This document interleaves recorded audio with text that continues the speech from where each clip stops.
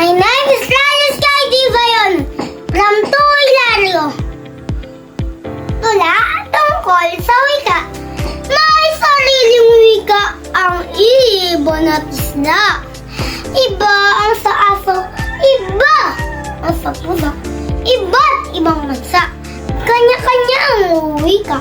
Itaguyod natin ang wikang pambansa. Bakit mahalaga ang sariling wika? Ito'y kaluluwa ng mariting bansa. Wika rin ang buklod ng puso at diwa ng tao sa Luzon, Mindanao, Bisaya. Wikang Pilipino, pag-ating namin magkakaisa ang puso at isip.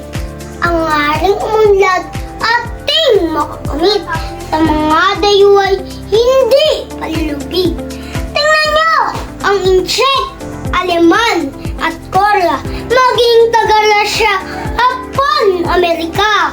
Sila ay maunlad at ang wika nila, ang sariling wika ay di wika ng iba.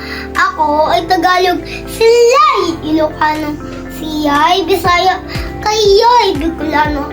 Binubuo natin ang wikang Pilipino. Tula tungkol sa wika.